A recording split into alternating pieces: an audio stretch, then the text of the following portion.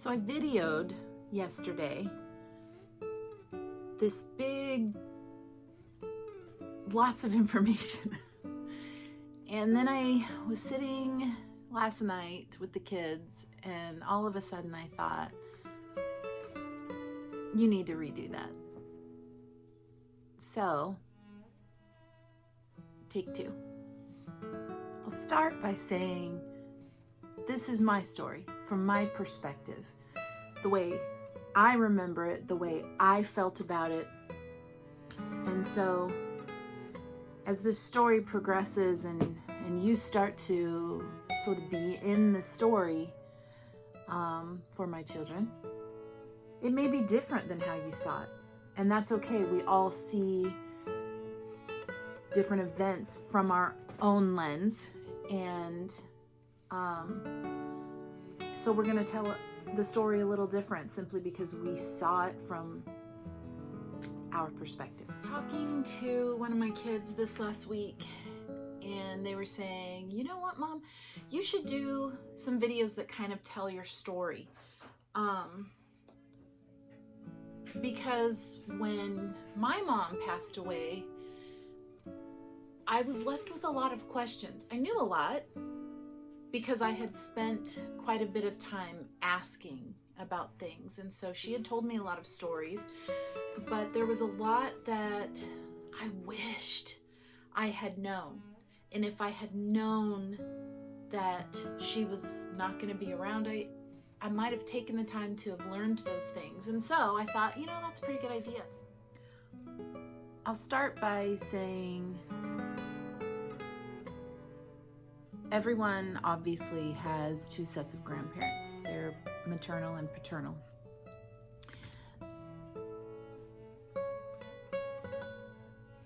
Yes, I had that. But for me, I really only had one set. And that was my mother's parents. Those were my grandparents. They spent time with me, invested time in me. That's just the way I feel. Although my father's parents are technically my grandparents, I don't have those feelings for them. And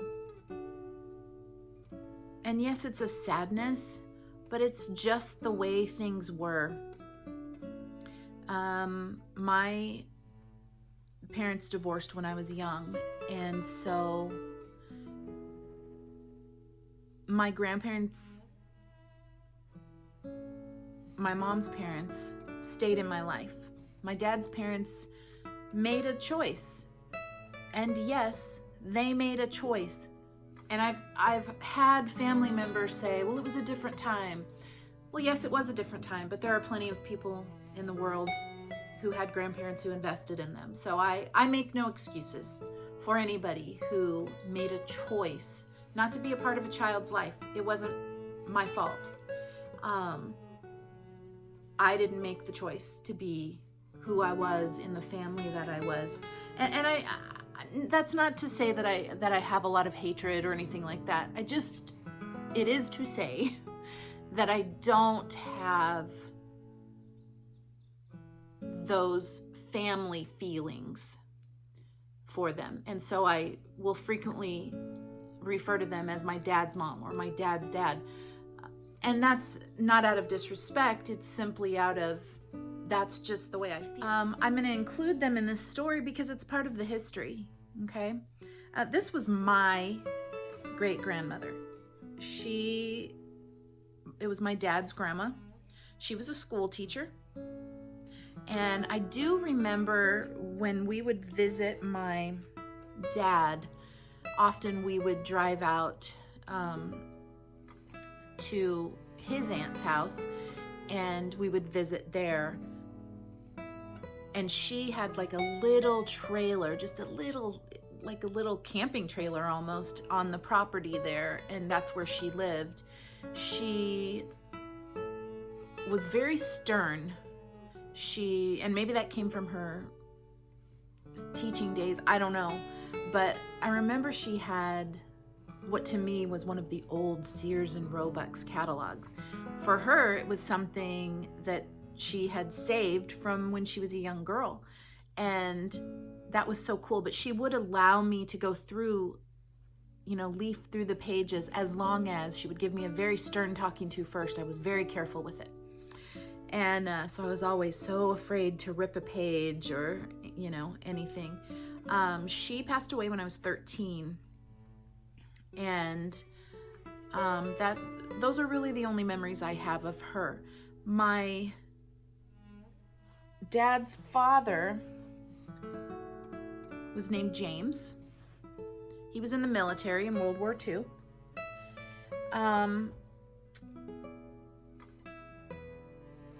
He married his wife, Mildred, and they had 6 boys. My dad was the second of those boys, and they lived in California. My dad was born in Oklahoma, but they lived in California. And so, I would say it was that typical California lifestyle, except what most people think of as typical California lifestyle is surfing at the beach, and that's just not the reality for most Californians. Most Californians live several hours from the beach. He lived a typical country life. My dad's father was in construction, but they lived on a small farm, and my dad, worked at a lot of the farms around there. I'm sure it was a great childhood. Some of the stories he talked about, it was always of his brothers, and he loved his brothers very much. They were very close. His father was a very harsh man, and he told me many times that he never remembered his dad telling him that he loved him. And I have a few, very few memories of his dad, and one of the most memorable ones for me was when I was about 10 years old, and I was spending the weekend with my dad, and we were driving down a road, and all of a sudden he whipped the truck around and started waving down this other truck that pulled over, and he got out and he's having this conversation, and I got out of the truck and walked up, and my dad said, "Do you remember her?" And he kind of looked at me and he said, "That's your granddaughter, Tammy." And he went, "Hey." That was it. We said goodbye and we moved on. There was no hug. That was the relationship. There just wasn't, for whatever reason, he didn't have that in him. He didn't have it to give his own children, and he didn't have it to give me.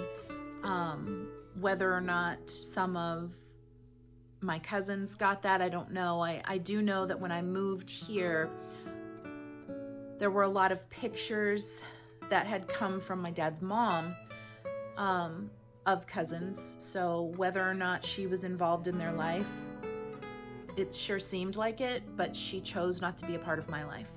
So I just, again, I don't have familial feelings. To me, blood is not enough. It's great. It is great that I am blood related to my children, but I'm also an adoptive mother. And so I'm here to tell you that blood is not enough. And so just because someone shares some DNA with me doesn't mean a whole lot to me. It's the time and the energy you invest in my life. So anyways, this would be my dad's parents, Mildred and James. It looks like they spent time fishing and playing at the water. This one picture in particular is hilarious to my children. Oh, where is it? This one. Because my dad's father is in a bathing suit that they would die if they saw their own father in. That would be him and 3 of the boys, probably the 3 youngest boys. That's my dad standing in the back. Again, my dad was the second born out of the 6 boys. My dad in this picture is right in the center in the white shirt. And I see that there are a couple of wives, brothers' wives, or girlfriends at the time, I don't know, in that picture. My dad in this picture is standing right there. It looks like they had decent Christmases for, Christmases at that time. And then this is where my mom entered. And so you can see my mom right there. So this must have been about 1965.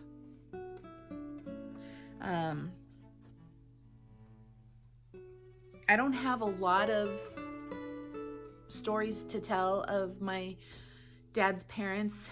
I do remember his mom coming to stay with me. This was probably 26 years ago, 27 years ago.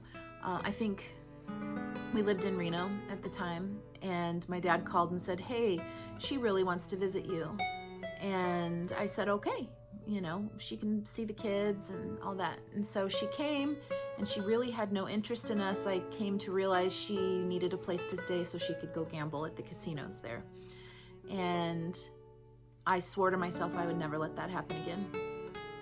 It was not healthy for me, and it was not healthy for my kids, and I did not want to introduce that same type of relationship into their lives that I had lived with, and it was not okay. And so that was the last time I ever saw her, ever spoke to her. She never called me. In fact, she never even said thank you for staying in our home, and it was quite a disruption to our home. We had 3 small children at the time. Never even said thank you. Never ate a meal with us. Nothing. It was, she would come in late at night. She would lay down, go to sleep. She would get up early in the morning and be gone again at the casinos. And that was it. It was literally like she was, it was a free hotel. And I've tried to learn a little bit about her through pictures and stuff like that, but there's just, I just don't have that emotional connection to learn really any deeper than I've gone, and I'm honestly okay with that. I had really fantastic grandparents, and so people who didn't want to be involved, it's okay. Now, all these years later, I realize, it's all right. I didn't need that. I do believe the last time I ever saw his dad was at that meeting there on the side of the road that I told you about. There may have been a time or two where we were at, I remember attending a couple of weddings. He may have been at one of those. If he was, he never said anything to me. So, again, do we share DNA? Yep.